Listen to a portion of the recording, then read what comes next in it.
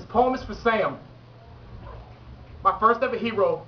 An old man who used to watch over me after school before my grandmama got home from work. I was 6, 7, maybe 8 then. And Sam was like my teacher.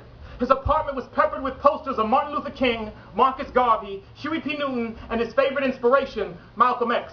But then on one wall by itself was my favorite poster, a poster of 2 black athletes, college kids, ready to change the world that they lived in. The first, Tommy Smith, raised the glove-covered right fist for black power.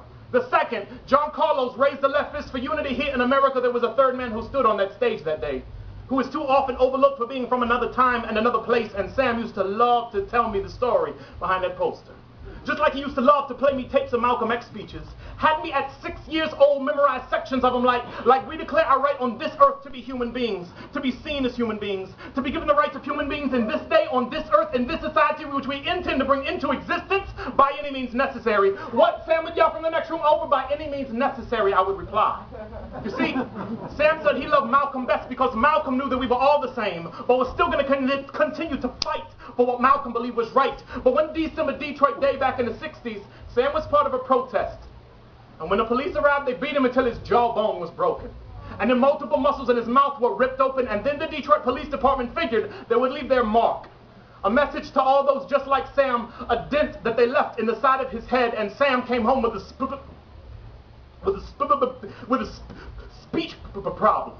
But only to those he was never comfortable around, like new people, public places, but in private he would call me his little revolutionary. And I would call Sam the revolution. This is the fist, he would tell me one day. I was 6, 7, maybe 8 then. This fist is the one human form that a body can make that is the hardest to pry open. This fist means power. This fist means by any means. Do you understand that? And I nodded. Good, he said. Some years later, I moved 600 miles away. Sam was a distant memory when my grandmama called me. She said Sam had been driving home late one night, and some drunk decided to run a red light. And I cried for 3 days.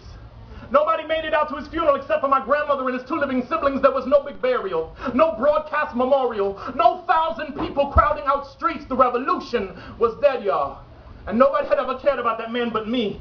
This poem is for Sam, my first ever hero, the Superman who made sure all was cool and calm in my childhood metropolis, an individual who made a greater difference in me, his little revolutionary than any Martin or Malcolm or Marcus ever could have. And I realized that night I am to carry on his fight, their fight. I don't know, most of y'all probably think I'm a white kid trying to pull off a black power poem, but I ain't a white kid and this ain't a black power poem. I'm just trying to write a powerful poem for Sam.